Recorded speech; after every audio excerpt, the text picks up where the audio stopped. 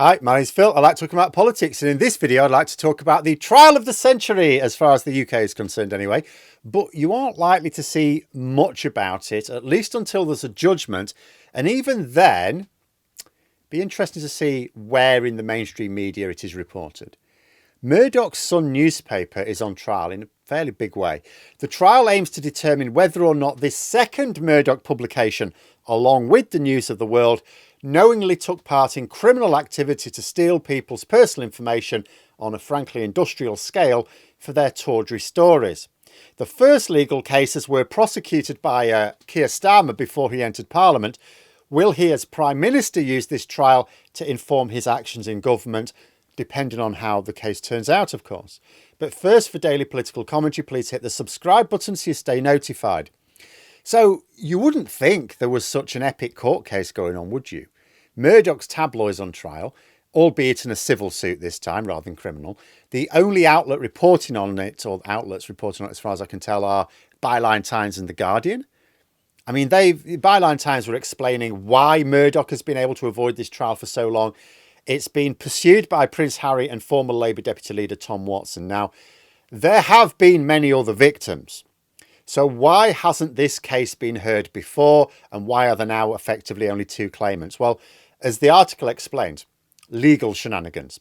It's common in civil litigation cases, of course, for one side to agree out-of-court settlements with the other. When Prince Andrew's accuser dropped out, a big news story at the time, in return for compensation, David Alan Green, a legal commentator, made the point that cases like this rarely go to full trial, only really when one side miscalculates. And that is because of the costs involved. If the accused loses the case, then obviously the payout's going to be larger and their reputation will be destroyed with a formal judgment. If the accuser loses, well, they're going to have to shell out a fortune in legal fees for both sides. In other words, if the case goes through the full legal process, then the losing side will ultimately have made a very costly mistake. It would have been better for them to settle out of court. And part of the reason is that as the accuser, even if you win your case, if the payout from the court is not greater than what you were offered to drop the case, then you are still deemed to have wasted the court's time and have to pay fees. I suppose with my non-legal expertise, I guess the point of civil action is to get redress, not make a point. And if the redress you were offered is generous, you are expected to take it. For example, Hugh Grant, who also famously sued the Murdoch press, made a big deal about it, had to accept a settlement himself because it was reported he would have to pay out £10 million in costs if he didn't. So big money has the upper hand when it comes to justice, just as with most other things. So Murdoch's media empire has so far successfully warded off this case coming to full trial by offering settlements so generous that other victims have not at all been confident that they would be awarded more by the court even if they won. And if they're not, even if they win, if they're not awarded more, that's millions they have to chuck out. But unless there's a last minute deal, this does not appear to be happening now. Harry and Watson are either supremely confident of not only winning the case, but being awarded more than Murdoch offered them to drop it, or they feel that their financial position is such that they will risk it in order to get the judgment. But it won't be worth it for them, or any financial backers they have, losing all that money if they still lose the case. So you would imagine that the claimants are at least confident of winning the case. And if that turns out to be correct, it will mean that the court will have found that the Sun also engaged in these illegal practices to steal information, including but not limited to phone hacking.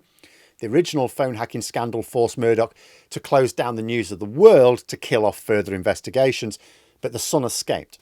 This time that won't be the case. So what would happen then? Well, it should reopen the case for media reform, shouldn't it? Press reform at the very least. A law that is not enforced is no law at all, and press laws are not enforced.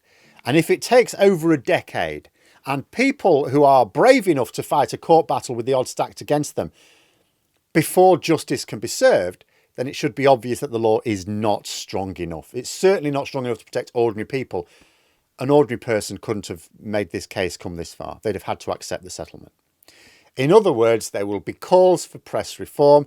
It will be interesting to see if broadcast media reports on the judgment if it goes against Murdoch. See, not only are newspapers their competitors, but they may resent the fact that broadcast news actually has to comply with tough rules, the much tougher rules than newspapers, and there's an independent process to oversee it. Unlike with the press police themselves. So broadcast outlets may well make a meal of it if Harry and Watson win their case. So what might the government do then? Well, the situation is very confused. In the Byline Times article, it makes the judgment that Starmer has abandoned thoughts of going ahead with Leveson 2 and that he's aligned himself with Murdoch. And it is certainly true that Starmer backed Leveson being implemented properly and has since dropped the policy. Press reform does not feature in any form in the manifesto. But this doesn't make sense where a few other things are considered. First, it was Keir Starmer himself as Director of Public Prosecutions who really went after Murdoch. He launched a lot of prosecutions. He lost a lot of them as well. And it could be said, he could be said to be the man who basically brought the News of the World down. But he didn't get the big fish and he went after them. So unfinished business, perhaps. But you could argue that Keir Starmer, the political leader, has to take a different view of the press to Keir Starmer, the lawman. Perhaps he just thinks a battle with the press is far too risky right now. They're much too powerful, and maybe ever. And I can certainly believe that Starmer does not want to start anything right now. His government's in a very weak position. But what about later on? So if his government delivers, party polling's ratings shoot up again, people are confident in the government. What if he's in a much stronger position in a few years' time? Because there's something else to consider.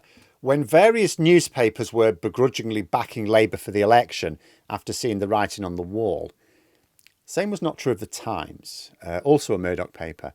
It was said that the Times refused to endorse Labour because Starmer would not assure their editor that he was definitely not going to introduce press reforms. So neither those in the press nor those who want press reform really trust Starmer on this one. But what if broadcast news do make a meal of a judgment against the Sun? What if it ends up being like a Horizon scandal level awakening amongst the public? Will that give Labour MPs enough ammunition to put press reform back on the agenda?